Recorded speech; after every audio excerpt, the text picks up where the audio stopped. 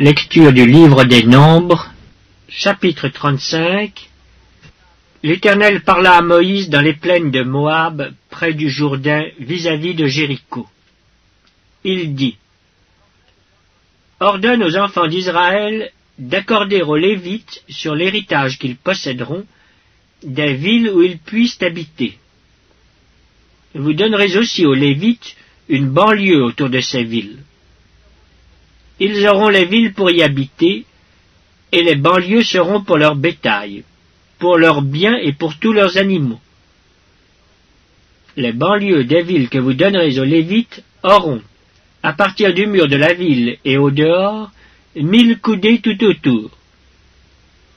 Vous mesurerez, en dehors de la ville, 2000 coudées pour le côté oriental, 2000 coudées pour le côté méridional, 2000 coudées pour le côté occidental et 2000 coudées pour le côté septentrional. La ville sera au milieu. Telles seront les banlieues de leur ville. Parmi les villes que vous donnerez aux Lévites, il y aura 6 villes de refuge où pourra s'enfuir le meurtrier et 42 autres villes. Total des villes que vous donnerez aux Lévites, 48 villes avec leurs banlieues. Les villes que vous donnerez sur les propriétés des enfants d'Israël seront livrées en plus grand nombre par ceux qui en ont le plus, et en plus petit nombre par ceux qui en ont moins.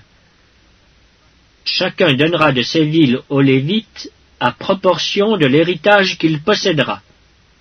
L'Éternel parla à Moïse et dit: Parle aux enfants d'Israël, et dis-leur: Lorsque vous aurez passé le Jourdain et que vous serez entrés dans le pays de Canaan, vous vous établirez des villes qui soient pour vous des villes de refuge, où pourra s'enfuir le meurtrier qui aura tué quelqu'un involontairement.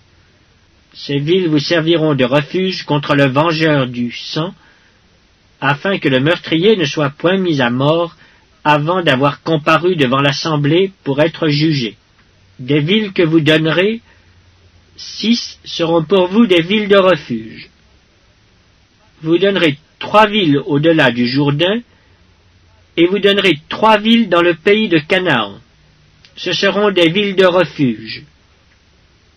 Ces 6 villes serviront de refuge aux enfants d'Israël, à l'étranger et à celui qui demeure au milieu de vous. Là pourra s'enfuir tout homme qui aura tué quelqu'un involontairement. Si un homme frappe son prochain avec un instrument de fer, et que la mort en soit la suite, c'est un meurtrier. Le meurtrier sera puni de mort.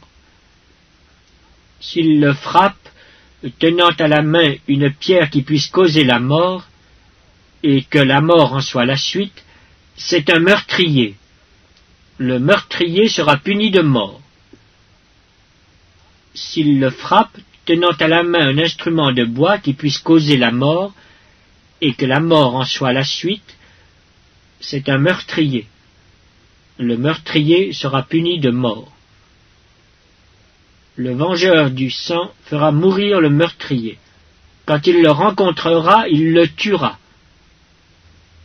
Si un homme pousse son prochain par un mouvement de haine, ou s'il jette quelque chose sur lui avec préméditation, et que la mort en soit la suite, ou s'il le frappe de sa main par inimitié, et que la mort en soit la suite, celui qui a frappé sera puni de mort. C'est un meurtrier. Le vengeur du sang tuera le meurtrier quand il le rencontrera. Mais si un homme pousse son prochain subitement et non par inimitié, ou s'il jette quelque chose sur lui sans préméditation, ou s'il fait tomber sur lui par mégarde une pierre qui puisse causer la mort, et que la mort en soit la suite, sans qu'il ait de la haine contre lui et qu'il lui cherche du mal, voici les lois d'après lesquelles l'assemblée jugera entre celui qui a frappé et le vengeur du sang. L'assemblée délivrera le meurtrier de la main du vengeur du sang et le fera retourner dans la ville de refuge où il s'était enfui. il y demeurera jusqu'à la mort du souverain sacrificateur qu'on a oint de l'huile sainte. Si le meurtrier sort du territoire de la ville de refuge où il s'est enfui, et si le vengeur du sang le rencontre hors du territoire de la ville de refuge, et qu'il tue le meurtrier, il ne sera point coupable de meurtre. Car le meurtrier doit demeurer dans sa ville de refuge jusqu'à la mort du souverain sacrificateur. Et après la mort du souverain sacrificateur, il pourra retourner dans sa propriété. Voici des ordonnances de droit pour vous et pour vos descendants dans tous les lieux où vous habiterez. Si un homme tue quelqu'un, on ôtera la vie au meurtrier sur la déposition de témoins. Un seul témoin ne suffira pas pour condamner une personne à mort. Vous n'accepterez point de rançon pour la vie d'un meurtrier qui mérite la mort, car il sera puni de mort. Vous n'accepterez point de rançon qui lui permette de s'enfuir dans sa ville de refuge et de retourner habiter dans le pays après la mort du sacrificateur. Vous ne souillerez point le pays où vous serez, car le sang souille le pays, et il ne sera fait pour le pays aucune expiation du sang qui y sera répandu que par le sang de celui qui l'aura répandu.